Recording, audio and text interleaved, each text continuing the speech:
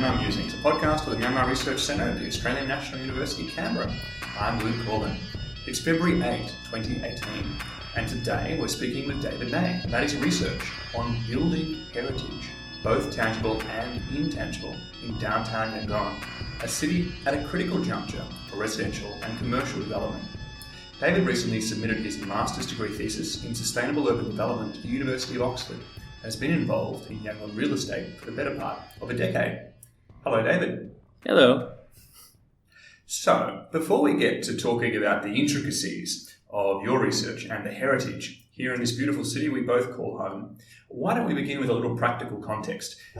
Could you perhaps explain to our listeners, some of who may be going to do research or are interested in Myanmar but haven't actually been or lived in Yangon, could you please explain just why there are so many old buildings in the downtown area? And secondly, why is the city characterized as being at a critical juncture for development? So Yangon, to understand, I think, downtown Yangon, it's better to get a visualization of what was and what is now currently the downtown colonial core. And to understand that, it's best to think of it as a tabula rasa. The downtown colonial core was an area that was reclaimed from the river, the Yangon River, by the British by taking dirt from the Shwedagon Hill that was immediately north of the city and creating this blank slate and this grid pattern. Everything made sense and has basically continued to stay on this grid until now. It's expanded east and west along this path, and then eventually the city started to grow north. But the area that we know as the downtown colonial core has been able to stay in its current state, not necessarily by the choice of the residents or the government, but by circumstance. After the country effectively closed themselves off to the outside world in 1962, you had little interest externally that were interested in providing any financial resources for development, and you had limited growth in the city. That lack of growth between 1962 and effectively 2010 meant that as the country started to open up, there was a lot of interest in these colonial buildings by outside actors. There are different factors for why there wasn't a lot of change, financial resources, but complex legal reforms, I think, are one of the main things to consider. You have different families that are able to only have some connection to their property through inheritance. So legal rights, land rights, and property rights exist. They're controversial. There are many issues around them, but the fact that the matter is, if you've lived in the property for 12 years or longer, then you have some right to it. Whether or not you actually have the documentation to prove that is debatable. And with many families that have some claim to these properties, it effectively means that you can't do anything with them unless you have the consent of anyone who could have a claim. So if you're looking at a property that has 10, for example, units, you don't just have 10 owners to deal with. You have a landlord, and then you have 10 families to deal with. Those properties could also have been bought and sold without actually registering the sale. And you have a lot of contention over ownership, over who actually has that right to be able to make the decision. So the ownership is further complicated because of issues around nationalization. In the late 60s, the Ne government decided to nationalize all industries, which meant not that these properties became the property of the state, but that a lot of owners that had connections in India and China were able to go use their existing connections and go to family members in the neighboring countries, which meant that these properties sat without an owner, without a landlord, without a tenant in many cases, and then eventually became absorbed by the state for different reasons. So the main concerns of mostly international and some local conservation agencies, has been that if there is not any interest now, these buildings are going to continue to fall into disrepair. But of greater concern, private enterprise and private businesses that have incentives to develop these properties are going to take advantage and try and capitalize on the downtown real estate space by going to a family member or owner of a property and showing them that their property is more valuable as a high rise than it is to be restored. So it's a concern that those financial incentives will then encourage people to develop their property in what these group's opinions are in a unsustainable way that doesn't help protect the heritage of the city. Okay, that's really fascinating. Maybe we can build on, you sort of slightly painted a picture of what it's like for people who actually live in these places. According to your data, 25% of Yangon residents rent as tenants. So that implies a huge number that are owning or in an ambiguous zone. Yeah. So who lives in these old buildings in the downtown? Could you kind of, paint a picture, etch some contours? First of all, the 25% is from the census. So this is not just my data. This is something that I've been looking at for a long time, because the majority of tenants in these properties would respond that they have some sense of ownership to these buildings. The question of were they able to show that documentation is completely different. But so for those people living in these buildings built before 1950, and I use 1950 just because that's the general consensus, that these heritage buildings and buildings using that very specific vernacular heritage were built during or immediately after the colonial period. The residents come from a very diverse background. Downtown is not just one ethnic group or community. Owners vary. There are large Sirthi Indian families who seem to own significant landmark properties or have a claim to these properties downtown, but there are also Chinese families, Burmese families, and then there's groups that have bought and sold, bought again, sold again, and continued this line where either through inheritance or through purchasing properties in this downtown area have lived with their families for a very long time. The buildings are not great. These buildings haven't been managed. They haven't been taken care of, and they have fallen into a level of disrepair that involves and requires a significant financial contribution on behalf of the tenants to be able to bring them up to what I think would be fair to call a positive living standard or a healthy living standard. Plumbing is not great. Electricity is inconsistent. The socioeconomic makeup of residents in the building, I think, is too wide to be able to pin down to one group. But you have very wealthy families that have been fortunate to maintain their property, and then you have very poor families that have not. You have families that have lived in these properties because they are the original owners, or they have documentation to prove ownership all the way down till today. And you have families that have been placed in these properties because the building was previously nationalized or taken for some reason by the government. And these government organizations, then after taking control, put people in the properties as employees and provided employee housing.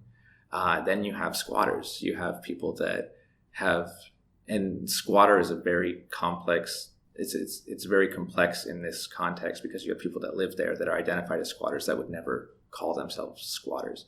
But you have those that through different transactions, legal or not legal, have found themselves in these properties that they're at a juncture where they could be displaced very easily because they have no documentation to prove that they have a right to live there. And community is kind of key here. There's community that lives here. There are people that are sharing toilets. There are people that are sharing showers. There are people that don't have access in many of their own units to amenities that a neighbor may. And because of this community and because of relatively tight bonds of the people that occupy these properties, you could borrow money and you could have security and you could have safety through the provisions that a neighbor is able to provide. These sort of shared spaces are a world away from the many colonial chic expat apartments that I've been to in some of these buildings, gorgeous as they are. So your thesis, your research is particularly interested in the idea and the results of heritage. Now, this is a complicated word. How is the term currently employed by perhaps global elites, and what kind of politics are involved in that sphere? And when you put on your scholar's cap to talk about heritage, what do you mean? What are you talking about? I can first kind of give an example.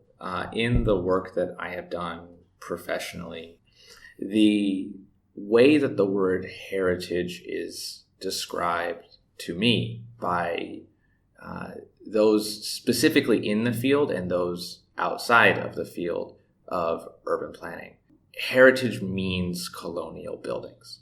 When you talk to tour guides and they want to show the downtown heritage of Yangon, they are referencing colonial era buildings. My interest in my research was to understand how that word heritage, specifically Yangon heritage, was understood by the residents of those buildings that my colleagues would describe as heritage. Looking at that, I began researching what has been described as either tangible or intangible heritage. Tangible heritage for practitioners are the built form, things like the outside facade of a building. Intangible heritage would be identified as something that it can be lost through a lack of recording information, but it would be oral traditions and history and dance and craft making skills, not the actual craft, but the skills associated with how to make those crafts. Neither of these were widely described by the respondents that I spoke with. In terms of heritage, it seems like there are two different unique perceptions. There is national heritage, which has been described by academics for the past 20 years as a tool used by the military government to reinforce their own credibility, but has not necessarily focused on anything beyond 189 buildings within the city, and then larger projects with the hope of being recognized by the international community through UNESCO. And that would be areas like Bagan and Miao, which has now been recognized by UNESCO or underway. They don't always include colonial buildings, but when they do, they include landmark buildings. They include areas that are large, are owned by the government through schools or courthouses. These are buildings that, when I spoke with respondents, were agreed to be part of Yangon's heritage and the country's heritage. What was not recognized as the heritage of the city by residents were privately owned buildings that they lived in. It seems that heritage to many of those people living in buildings which have been identified by outside actors as heritage have a strong connection to the history of the buildings, have a connection to not the aesthetic value of these larger buildings built before 1948 by the British, but they have a connection with the way that those particular buildings, whatever they've identified, are part of building the history of the country that they come to know, have grown up in. The buildings are not recognized for the same reasons that they seem to have international appeal. Other buildings that don't seem to be included in the general narrative of heritage in terms of marketability are some of the religious sites that are throughout the city. These other aspects of built heritage and examples of built heritage were identified by the military government, and a lot of them were included in the list of 189. 100% of the residents that I spoke with also chose to identify these above anything else, regardless of religion, regardless of race.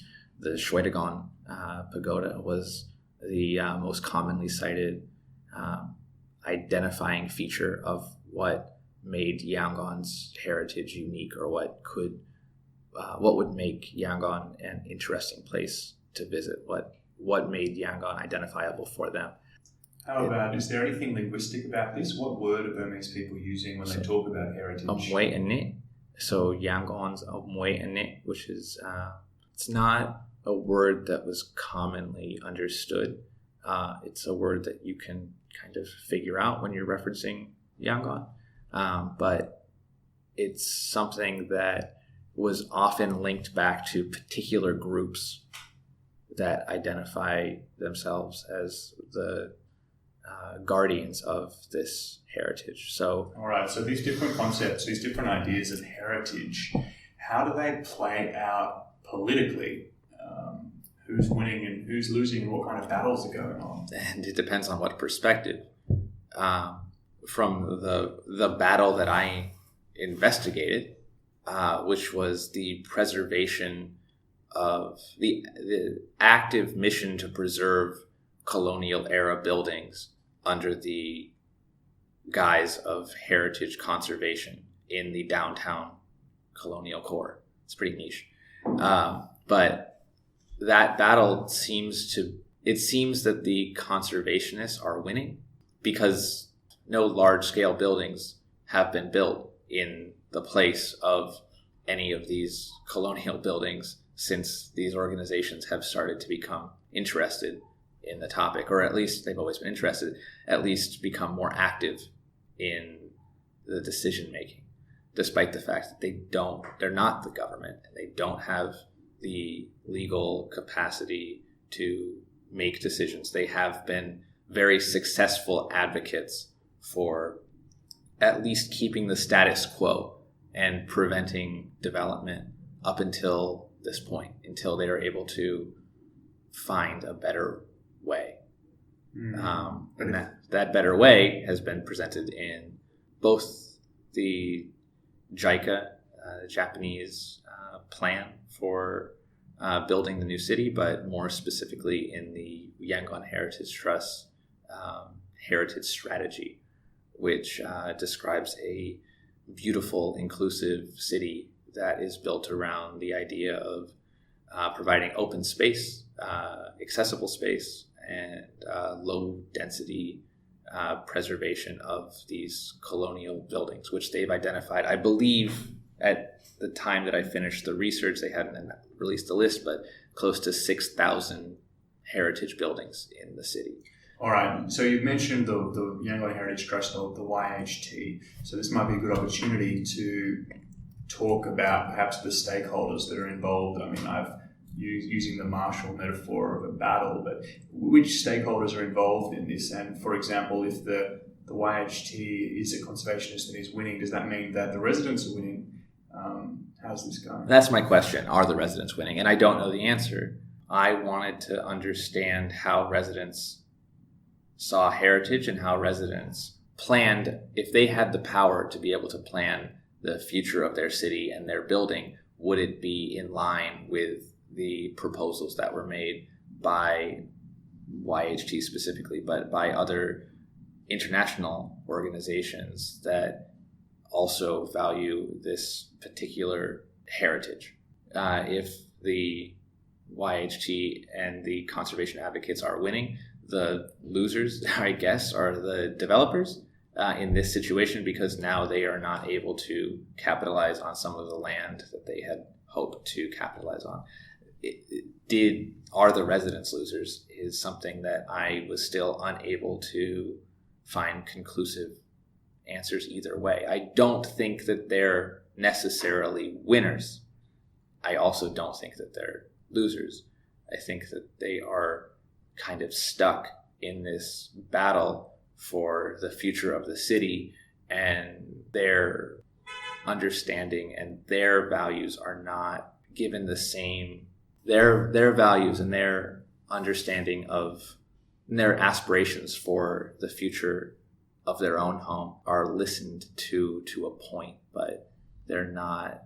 There's some nuance in their understanding that is not commonly spoken about, at least in the international conversations and dialogue around this issue. It's presented as a black and white issue where we are preserving older buildings because everyone loves these older buildings, and everyone will benefit for it, and it's part of this universal heritage that recognizes certain elements and certain benefits of heritage conservation, but doesn't at the same time take into account that it is a nuanced situation where by preserving the built heritage, there's a risk of losing some of these intangible elements of the city that many people hold equally or at a higher level of importance than the building itself. And without naming names specifically, there's a very wide interest internationally in preserving. There's a very wide interest now in Yangon because of, at the state level, at YCDC in the Yangon region, because of the financial opportunities of creating tourist attractions through heritage conservation. And there are potential development organizations that are also development in terms of builders, contractors, who are also interested in developing downtown. There's been this loophole that they've used for a very long time in order to counteract some of the complications of multiple ownership, and it's called the dangerous building, the DB. The DB is something that, using the regulations around what classifies as a dangerous building or what doesn't, landlords that have particular interest in building something new, or tenants that have particular interest in building something new that might have some pushback from their neighbors, or in the case of a landlord, the tenants and occupants of the building have used the dangerous building regulations to be able to push the tenants out, build something new in its place. But the tenants still end up getting their property back. They end up still being able to reoccupy those spaces. There's no more DB. Buildings aren't declared dangerous right now anymore, and that was one of the biggest successes of the organization, YCDC, and the conservation organizations that help push for the temporary moratorium on allowing anything to be declared a dangerous building. And right now, nothing's declared dangerous, so they're kind of just stuck in their current state. The development that has occurred, buildings that have been built, in many cases have been built through the system in Burmese. They call it the Chan Bay, the Chan Yu. I think in my thesis, what do I call it? I guess demolish and rebuild. Chan Bay to Chan Yu means you give a piece, you take a piece. One for you, one for me. Yeah, exactly. This demolish and rebuild means that if I'm an owner and I own 900 square feet of a building, I can now find a developer. I first have to get the consent and agreement of all of my neighbors. The landlord, the person who has some right to the land, which is not necessarily, sometimes is, but not necessarily also a tenant or owner of one of the units in the building, is usually the person that pushes this process forward. But they can go to a contractor and capturing the airspace and adding density to these plots, they will tear the building down. They will, in theory, compensate for the rent while the building is being built, and anyone who gave that plot up, that property up, will be granted a new spot in the building on the floor with the same amount of square feet or be financially compensated. In practice, it's not that perfect. It is complex. It means that you might be living in a place away from your previous home for much longer than you expected. It means that the financial compensation might not be as much as that you were originally expecting. But that's not a problem of the system. It's a problem of regulations, of enforcing the system properly. That still exists, and that is still how many developments are created. My office property is an interesting example of that, where all of this process had gone forward, where the landlord, we're in a colonial building, the landlord had made a deal with the consent of the tenants to rebuild a property. The tenants were then moved out of the property, given compensation for rent for the period of time it took to rebuild the property, and all of the tenants are now back in the same place that they had originally been in. The problem is the landlord and the construction company could never actually settle on how the additional units would be split, and the place has stayed vacant for the past 12 years. That issue, that legal issue, and that complaint between two parties did not negatively impact my office. They were the original owners. They were able to get their spot back. They're living in a place with very few tenants, but they were not necessarily impacted as much as one would expect them to be, because the building was not settled. The case was not settled and still hasn't been settled. All right. So if you had to distill the results of your research into some kind of policy advice for, say, the government, or advice for powerful bodies like the Yangon Heritage Trust or other conservation initiatives, what would you say to them? For decision makers and for policy influencers to consider all of the consequences of a heritage conservation project in a heritage conservation zone. The elements of tangible heritage within these strategies can continue to be preserved through very specific policy interventions. What can not necessarily be guaranteed is the residents' connection to place. The residents I spoke with, universally, it was a small sample size, but every resident I spoke with had expressed a very strong connection to the location of their property within the city. They expressed a strong connection to the neighbors that they were able to rely on, and they expressed a feeling of safety and security, knowing that there were others in their building that could protect them. It's fair that this could be lost in a new high-density building, but it's also fair to consider that they, without being able to afford the renovations on these properties themselves, they are put in a very difficult situation where the prioritization of the building itself takes precedent over their ability to afford to repair the building to a livable standard. Often this means that they will be put in a situation where they need to sell to a person who can afford those repairs. These are decisions that these are impacts that need to be considered, because in the preservation of these tangible elements of the city, it is very easy to lose the intangible elements of the city that make it so unique. The conservation process can include these voices, can factor in some of the challenges around what it actually means to have a conservation zone. But it's not, by presenting it as everyone wins, it's not necessarily fair to those who could lose.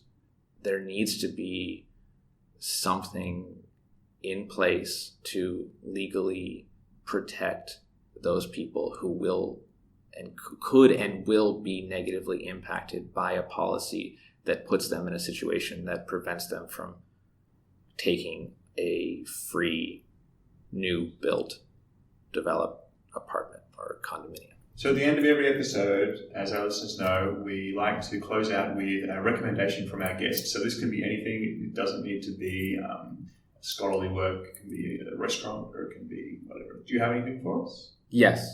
I think that there are two places that should be included in any downtown tour of Yangon.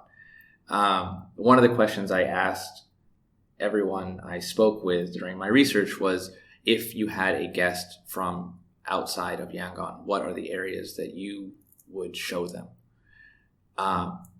Unfortunately, very few people said colonial buildings.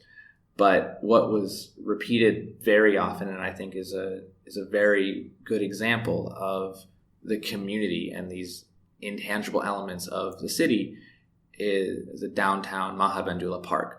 And as anyone is going on a Yangon tour, being able to spend some time in that park, which is a beautiful example of public space being used properly and being well managed by those in charge of it, that should be on everyone's walking tour. The other spot that I constantly heard was the big shopping mall downtown. Without buzz marketing, what's it called? Junction City, The newest one. the brand new shopping mall. It shows that aspiration for modernity that many people have, but it also is an example of not so public space that is being used by the many residents in the downtown area, and it feels like a very cosmopolitan meeting spot. Yangon does not have enough public space. The public parks are limited, but those that are there are great examples of how interested people are in using them. And this shopping mall is an example of this aspiration to feel connected to the outside world. And whether or not I personally agree with that, it was the number one recommendation from everyone I spoke with. So if you are following their tour and my tour, I think included in the tours of the colonial buildings, check out the park and check out Junction City. Well, I can tell you I was not expecting you to recommend Junction City, but yep, very eloquently and justified. Great. Okay, thanks so much, David, for coming on Myanmar Musings. Thank you for inviting me.